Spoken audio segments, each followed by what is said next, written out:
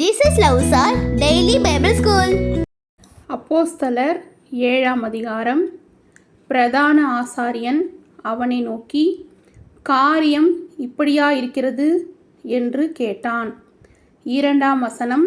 அதற்கு அவன், சகோதரரே, பிதாக்களே, கேளுங்கள்.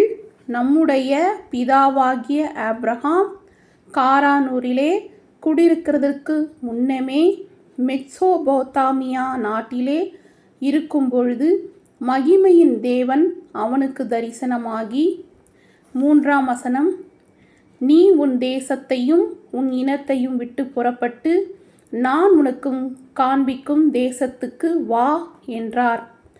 4ஆம் வசனம், அப்பொழுது அவன் கல்தேயர் தேசத்தை விட்டு புறப்பட்டு காரானூரிலே வாசம் பண்ணினான்.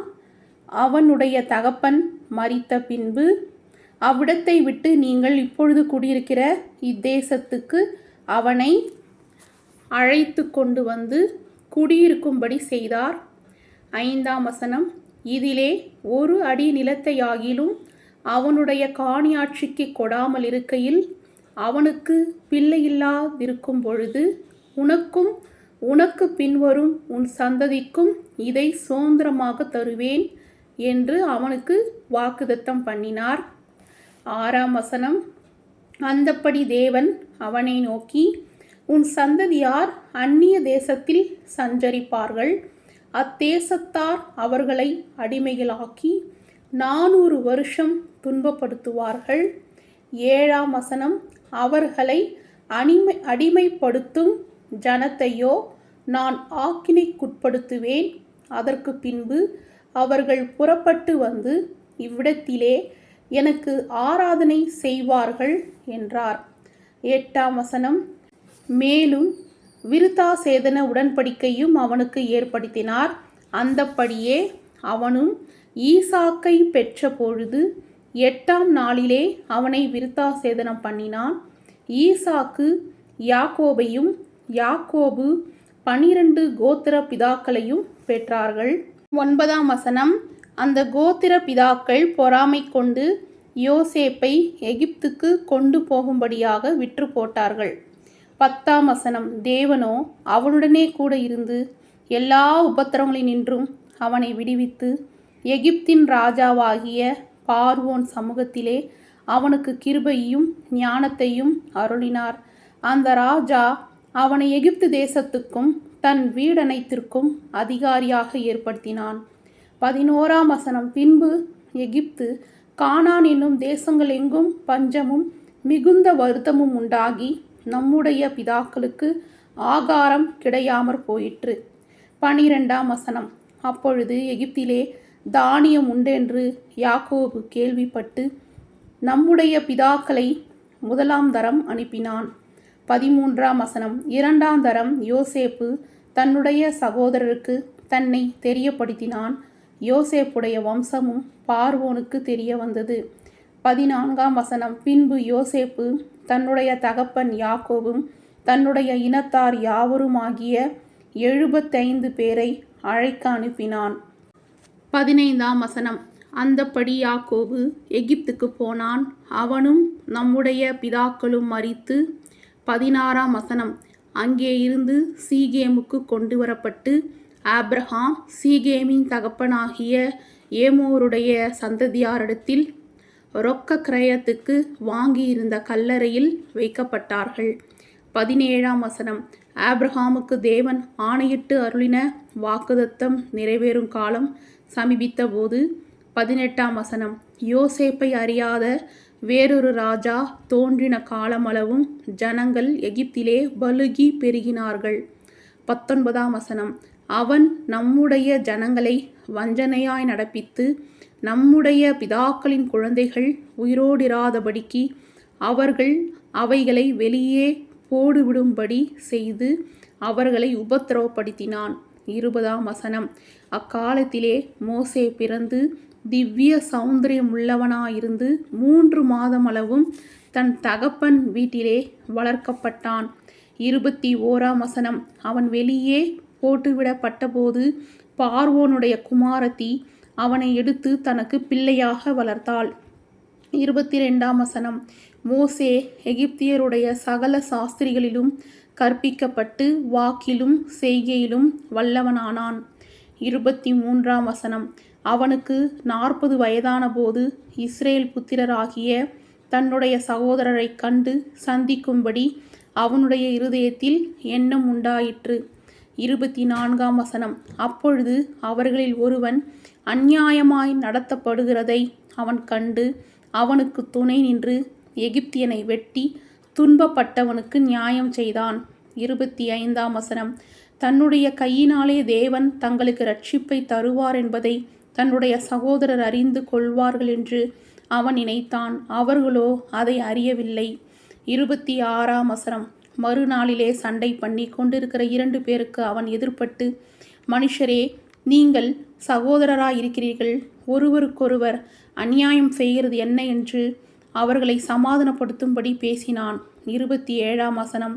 பிறனுக்கு அநியாயம் செய்தவன் அவனை பிடித்து தள்ளி, எங்கள் மேல் அதிகாரியாகவும் நியாயாதிபதியாகவும் உன்னை ஏற்படுத்தினவன் யார்?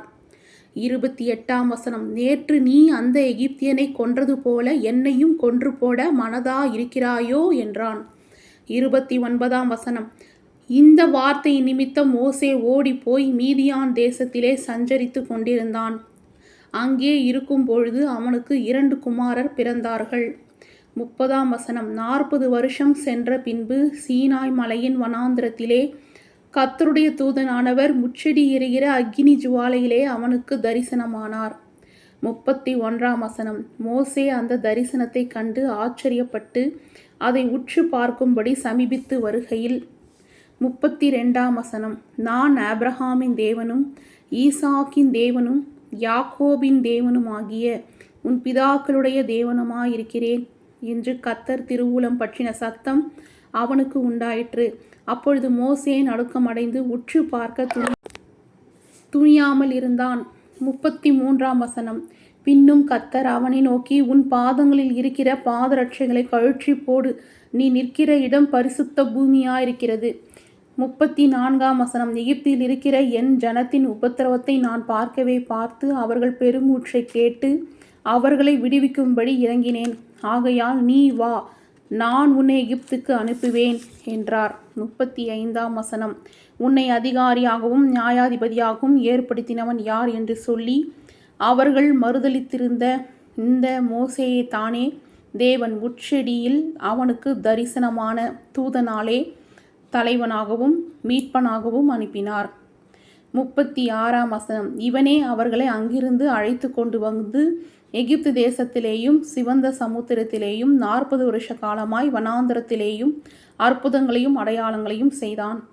37ஆம் வசனம். இஸ்ரேல் புத்திரரை நோக்கி, உங்கள் தேவனாகிய கர்த்தர் உங்கள் சகோதரில் இருந்து என்னைப் போல ஒரு தீர்க்கதரிசியை உங்களுக்கு எழுப்ப பண்ணுவார், அவருக்கு செவி கொடுப்பீர்களாக என்று சொன்னவன் இந்த மோசேயே. 38ஆம் வசனம். சீனாய் மலையில் தன்னுடனே பேசின தூதனோடும் நம்முடைய பிதாக்களோடும் கூட வனாந்தரத்திலே சபைக்குள் இருந்தவனும் நமக்கு கொடுக்கும்படி ஜீவ வாக்கியங்களை பெற்றவனும் இவனே. 39ஆம் வசனம். இவனுக்கு நம்முடைய பிதாக்கள் கீழ்ப்படி மனதாயிராமல் இவனை தள்ளிவிட்டு தங்கள் இருதயங்களில் எகிப்துக்கு திரும்பி 40ஆம் வசனம். ஆரோனை நோக்கி, எகிப்து தேசத்திலிருந்து எங்களை அழைத்து கொண்டு வந்த அந்த மோசேவுக்கு என்ன சம்பவித்ததோ அறியோம், ஆதலால் எங்களுக்கு முன் செல்லும் தெய்வங்களை எங்களுக்கு உண்டு பண்ணும் என்று சொல்லி 41ஆம் வசனம். அந்நாட்களில் ஒரு கன்றுக்குட்டியை உண்டு பண்ணி அந்த விக்கிரகங்களுக்கு பலியிட்டு தங்கள் கையின் கிரியைகளில் களி கூர்ந்தார்கள். 42ஆம் வசனம். அப்பொழுது தேவன் அவர்களை விட்டு விலகி வானசேனைக்கு ஆராதனை செய்ய அவர்களை ஒப்பு கொடுத்தார். அதை குறித்து இஸ்ரவேல் வம்சத்தாரே, நீங்கள் வனாந்திரத்தில் இருந்த 40 வருஷம் வரையில் காணிக்கைகளையும் பலிகளையும் எனக்கு செலுத்தினீர்களோ என்றும் 43ஆம் வசனம். பணிந்து கொள்ளும்படி நீங்கள் உண்டாக்கின சொரூபங்களாகிய மோலாகினுடைய கூடாரத்தையும் உங்கள் தேவனாகிய ரெம்பான் என்னும் நட்சத்திர சொரூபத்தையும் சுமந்தீர்களே, ஆகையால் உங்களை பாபிலோனுக்கு அப்புறத்திலே குடிபோக பண்ணுவேன் என்றும் தீர்க்கதரிசிகளின் புஸ்தகத்தில் எழுதியிருக்கிறதே. 44ஆம் வசனம். மேலும் நீ பார்த்த மாதிரியின்படியே சாட்சியின் கூடாரத்தை உண்டு பண்ணுவாயாக என்று மோசேயுடன் பேசினவர் கட்டளையிட்ட பிரகாரமாக அந்த கூடாரம் வனாந்தரத்திலே நம்முடைய பிதாக்களோடு இருந்தது. 45ஆம் வசனம். மேலும் யோசுவாவுடனே கூட நம்முடைய பிதாக்கள் அதை பெற்றுக்கொண்டு தேவன் அவர்களுக்கு முன்பாக துரத்திவிட்ட புறஜாதிகளுடைய தேசத்தை அவர்கள் கட்டி கொள்ளுகையில் அதை அந்த தேசத்தில் கொண்டு வந்து தாவீதின் நாள் வரைக்கும் வைத்தார்கள். 46ஆம் வசனம். இவன் தேவனிடத்தில் தயவு பெற்றபடியால் யாக்கோபின் தேவனுக்கு ஒரு வாசஸ்தலத்தை தான் கட்ட வேண்டும் என்று விண்ணப்பம் பண்ணினான். 47ஆம் வசனம். சாலமோனோ அவருக்கு ஆலயத்தை கட்டினான். 48ஆம் வசனம். ஆகிலும் உன்னதமானவர் கைகளினாலே செய்யப்பட்ட ஆலயங்களில் வாசமாகிறார். 49ஆம் வசனம். வானம் எனக்கு சிங்காசனமும் பூமி எனக்கு பாதப்படியுமாயிருக்கிறது. எனக்காக நீங்கள் எப்படிப்பட்ட வீட்டை கட்டுவீர்கள்? நான் தங்கியிருக்க தக்க ஸ்தலம் எது? 50ஆம் வசனம். இவைகள் எல்லாவற்றையும் என்னுடைய கரம் உண்டாக்கவில்லையா என்று கர்த்தர் உரைக்கிறார் என்று தீர்க்கதரிசி சொல்லியிருக்கிறானே. 51ஆம் வசனம். வணங்கா கழுத்துள்ளவர்களே, இருதயத்திலும் செவிகளிலும் விருத்தாசனம் பெறாதவர்களே, உங்கள் பிதாக்களைப் போல நீங்களும் பரிசுத்த ஆவிக்கு எப்பொழுதும் எதிர்த்து நிற்கிறீர்கள். 52ஆம் வசனம். தீர்க்கதரிசிகளில் யாரை உங்கள் பிதாக்கள் துன்பப்படுத்தாமல் இருந்தார்கள்? நீதிபரருடைய வருகையை முன்னறிவித்தவர்களையும் அவர்கள் கொலை செய்தார்கள். இப்பொழுதும் நீங்கள் அவருக்கு துரோகிகளும் அவரை கொலை செய்த பாதகருமாயிருக்கிறீர்கள். 53ஆம் வசனம். தேவ தூதரை கொண்டு நீங்கள் நியாயப்பிரமாணத்தை பெற்றிருந்தும் அதை கை கொள்ளாமற் போனீர்கள் என்றான். 54ஆம் வசனம். இவைகளை அவர்கள் கேட்டபோது முர்கமடைந்து அவனை பார்த்து பல்லை கடித்தார்கள். 55ஆம் வசனம். அவன் பரிசுத்த ஆவினாலே நிறைந்தவனாய் வானத்தை அண்ணார்ந்து பார்த்து தேவனுடைய மகிமையையும் தேவனுடைய வலது பரிசத்தில் இயேசுவானவர் நிற்கிறதையும் கண்டு. 56ஆம் வசனம். அதோ வானங்கள் திறந்திருக்கிறதையும் மனுஷகுமாரன் தேவனுடைய வலது பரிசத்தில் நிற்கிறதையும் காண்கிறேன் என்றான். 57ஆம் வசனம். அப்பொழுது அவர்கள் உரத்த சத்தமாய் கூக்குரலிட்டு தங்கள் காதுகளை அடைத்து கொண்டு ஒருமனப்பட்டு அவன் மேல் பாய்ந்து. 58ஆம் வசனம். அவனை நகரத்துக்கு புறம்பே தள்ளி அவனை கல்லெறிந்தார்கள். சாட்சிக்காரர் தங்கள் வஸ்திரங்களை கழற்றி சவுல் எனப்பட்ட ஒரு வாலிபனுடைய பாதத்தின் அருகே வைத்தார்கள். 59ஆம் வசனம். அப்பொழுது கர்த்தராகிய இயேசு கிறிஸ்துவே, என் ஆவியை ஏற்றுக்கொள்ளும் என்று ஸ்தேவான் தொழுது கொள்கையில் அவனை கல்லெறிந்தார்கள். அவனோ முழங்கால் படியிட்டு, ஆண்டவரே, இவர்கள் மேல் இந்த பாவத்தை சுமத்தாதிரும் என்று மிகுந்த சத்தமிட்டு சொன்னான். இப்படி சொல்லி நித்திரை அடைந்தான். ஹல்லேலூயா. சில்ட்ரன்ஸ், அப்போஸ்தலர் 7ஆம் அதிகாரம் முழுவதும் படிச்சதை கேட்டீங்க இல்லையா? 7ஆம் அதிகாரம் கடைசி வசனம் 60ஆம் வசனத்தில் என்ன எழுதியிருக்கிறது? அவனோ முழங்கால் படியிட்டு, ஆண்டவரே, இவர்கள் மேல் இந்த பாவத்தை சுமத்தாதிரும் என்று மிகுந்த சத்தமிட்டு சொன்னான். இப்படி சொல்லி நித்திரை அடைந்தான் அப்படின்னு எழுதியிருக்கு. ஸ்தேவானை என்ன பண்ணுறாங்க? எல்லாரும் என்ன பண்ணுறாங்க? கல்லெறிந்தே கொன்றாங்க. அப்படி அவர் என்ன தவறு பண்ணிட்டாரு? திருடினாரா? இல்லை கொலை பண்ணாரா? எதையும் பண்ணலை. இயேசு கிறிஸ்துவை பற்றி அவர் சொல்கிறாரு. அது அவங்களுக்கு கஷ்டமாக இருக்குது. இயேசு கிறிஸ்துவையே கொன்றவங்களுக்கு ஸ்தேவானை கொன்றது ஒன்றும் கஷ்டம் இல்லை இல்லையா? அவங்க இதை எப்படி நினைக்கிறாங்கன்னா, தேவனுக்கு முன்னாடி அவங்க எல்லாம் உத்தமமான நீதிமான்கள்னு நினச்சி இந்த காரியத்தை அவங்க செய்கிறாங்க. ஆனால் இது ரொம்ப ரொம்ப தப்பு இல்லையா? பார்த்தீங்கன்னா, தன்னை கல்லெறிங்கிறாங்கன்னு தெரிஞ்சும் கூட அவர் என்ன பண்ணுறாரு? முழங்கால் படிட்டு, ஆண்டவரே, இவர்கள் மேல் இந்த பாவத்தை சுமத்தாதிரும் அப்படின்னு சொல்கிறாரு. அப்போ நம்ம ஒரே ஒரு காரியத்தை யோசிப்போம். ஸ்தேவான் அவர்கள் தன்னை கல்லெறிந்த கூட்டத்தையே மன்னிக்கிறாரு, மன்னிக்கும்படி ஜெபிக்கிறாரு. அப்போ நம்ம குடும்பத்தில் நம்ம மன்னிக்கிறோமா? அக்கா தம்பி இடையில், அண்ணன் தங்கை இடையில், இல்லை அக்கா தம்பி இடையில் ஒரு மன்னிக்கிற உள்ளம் இருக்கிறதா? நம்ம ஏதாவது சின்ன தவறு பண்ணிட்டா கூட அவங்கள என்ன பண்ணுறோம்? சுரீல்னு போட்டு அடிச்சிடுறோம். அவங்க அழுதா கூட நம்ம என்ன பண்ணுறோம்? மனசை கல்லாக வச்சுக்கிறோம். அப்படி இருக்கக்கூடாது சில்ட்ரன். இந்த ஸ்தேவானை கொஞ்சம் நினச்சி பார்ப்போம். அவர் எவ்வளவோ ஆண்டவரை பற்றி சொல்கிறாரு, ஆபிரகாம் பற்றி, மோசேயை பற்றி, யோசேப்பு பற்றி லைனாக சொல்லிக்கிட்டே வராரு. சொல்லி கூட அவங்க இருதயம் கடினம் உள்ளவர்களாக நியாயப்பிரமாணத்தை ஃபாலோ பண்ணிவிட்டு அவங்க என்ன பண்ணுறாங்க, கல்லை எரிஞ்சு கொல்லும் பொழுது கூட அவர் முழங்கால் படியிட்டு ஜெபம் பண்ணி, ஆண்டவரே இவங்களை மன்னிச்சிடுங்கன்னு தான் சொல்கிறாரே தவிர அவங்கள பனிஷ்மெண்ட் பண்ணுங்கன்னு சொல்லவே இல்லை. நாமும் கூட ஸ்தேவானை போல மன்னிக்கும் உள்ளம் கொண்டவர்களாக இருக்கணும்னு சொல்லிட்டு கர்த்தர் நமக்காக ஜெபிக்கிறார். சில்ட்ரன்ஸ், இப்போ உங்களை கேள்வி கேட்கலாமா?